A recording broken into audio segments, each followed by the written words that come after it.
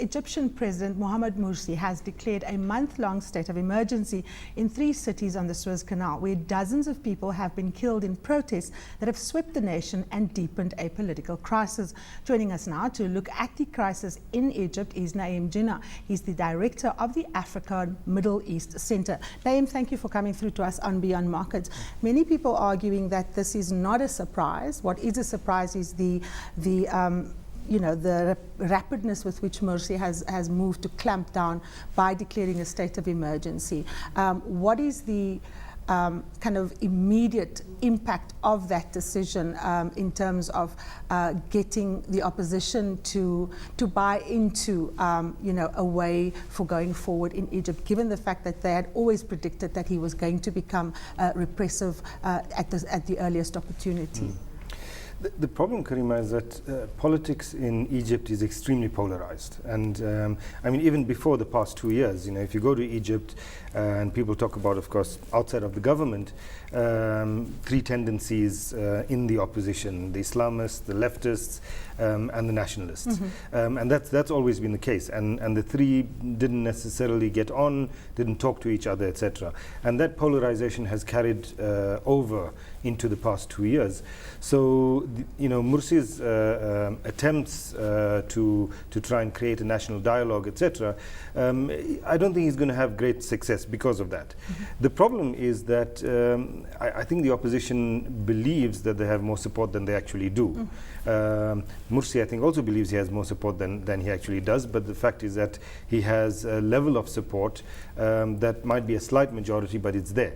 And so you have this kind of polarization that makes it very difficult to govern the country, but also makes it very difficult to have a kind of national project with all political players together. And of course, one of the key institutions in Egypt that is very central to how politics evolve is, of course, the Egyptian military. There was a lot of contestation around the extent to which the military must have a say in this transition period. Give us a breakdown of the extent to which the military has been involved in the current polarization, and where does Mursi stand in relation to the military? Now, this is an interesting thing. I mean, the military has been running Egypt for the past few decades. Even through the Mubarak era, it was the military that was running it. I mean, he was a military person. And when they decided that he was a liability, they got rid of him. He didn't resign. He was kicked off his chair. And then the military controlled the pace of the transitionary period thereafter.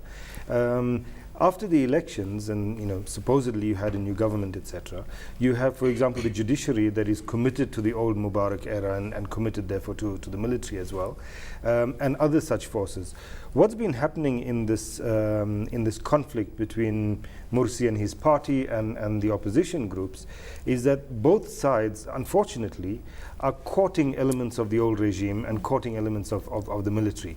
That's a very dangerous thing, because the result of that is that you have the elements of the old regime finding spaces in which to make it more favorable for them, both in the opposition and with government. Mursi's role with the military is interesting. I mean, he, of course, has had, being from the Muslim Brotherhood, has been oppositional to the military over years. Of course, he was imprisoned and all of that. But after he became president, there was still this kind of this tension between them. He pulled off a coup, of course, when he got rid of the chief of SCAF, the Supreme Command of the Armed Forces, and the head of the army. And that was largely due to intelligence that he had, etc. But that has meant that he's managed in some small way to have a military that is little more willing to subject itself to civilian rule, but not completely so. Now, of course, Egypt is incredibly important for geopolitical reasons, especially in relation to the Middle East. We saw the role that Mursi played in the recent skirmishes between Hamas and the Israeli state, during the battle around Gaza. the internal fracturing of the political establishment in Egypt, to what extent is that going to have a negative impact on, processes that are always under pressure, like, for example, your Palestinian-Israeli conflict? And more importantly, Naeem, how is the American government looking at the conflict in Egypt, given the fact that it is one of the largest recipients of American aid in that part of the world? No, Egypt is extremely important in that respect, in the kind of Middle East, North Africa region more generally, but also in terms of Africa. I mean, let's remember that Nasser was one of the founders of the non-aligned movement. That up to Mubarak, Egypt actually played quite an involved role in the OAU and then the AU until Mubarak stopped, of course. So Egypt has been important, continues to be important, and sees itself as being important.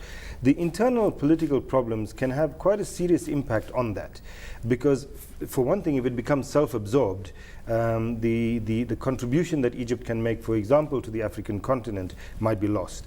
Secondly, that if you have a situation where there's contestation internally, that can play itself out, for example, on the Palestinian-Israeli issue, with different sides trying to different sides within Egypt trying to take different sides on the Palestinian side. It could have a problem in terms of the Palestinian-Israeli question, a problem in terms of Palestinian reconciliation, etc. So the impact of that can be quite disastrous. The Americans, I must say, I think they're not entirely sure. They haven't been for the past year and a half. But I suppose the situation is so opaque, it's very difficult to read. It's very difficult to read. They're still backing on the army, of course. Yes, I mean, Egypt is the second largest recipient of American aid after Israel, and that follows the Camp David Agreement. So they're still backing on the army, playing an important role and carrying forward their interests. Does it seem as if the Americans are still viewing the Egyptian army and military establishment as some kind of proxy of American influence within Egypt? To some extent, yes. But the other thing they're doing is that they're trying to court Mursi and the Islamists. And I think that's going to be an important challenge, and what happens there is going to be very important for how things play out in the future. If Mursi and his Freedom and Justice Party fall for that and allow themselves to, in a sense, become proxies in the same way of the United States, that's going to be quite bad, and you're going to see a situation where it's more of the same. Now, of course, the AU is going on now as we speak in Addis Ababa. To what extent will the developments in Egypt top the agenda of the AU, considering that we've also got the crisis in Mali, we've also got the situation in Algeria, and of course the traditional tension around identity. Is Egypt part of the Middle East, or is it part of Africa? To what extent is Egypt going to receive the kind of attention it ought to at the AU summit underway in Addis now?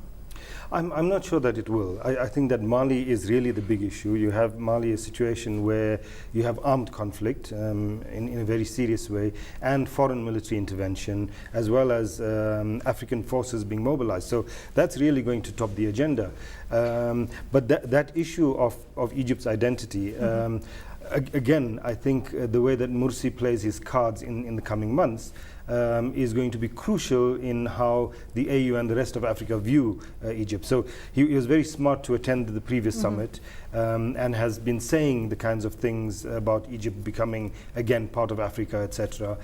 Even extended a hand to South Africa and has expressed that he wants to visit South Africa. But I think again, if he and his government become absorbed with what's happening internally, then they might lose that broader focus, where they can actually play a very important role. Final question, Naeem. South Africa has always taken a kind of wait-and-see approach, because Egypt is kind of part of a much bigger picture than just Africa. What is the government of President Jacob Zuma's likely approach to be in relation to the current situation? Often the president issues statements around developments, whether it's in Libya. We haven't seen anything subsequent to Mursi declaring a state of emergency in 3 major parts of Egypt. What do you think is likely to come from the union buildings? Nothing. No, I mean, if at most there would be a statement saying we hope this is resolved peacefully, etc. But I don't think anything more will come of more than that will come. That's unfortunate, because for a long time, up to about 3-4 years ago, In the Middle East, North Africa region, South Africa was viewed as being a very important player, in a sense, in terms of the Palestinian-Israeli issue, but even more generally.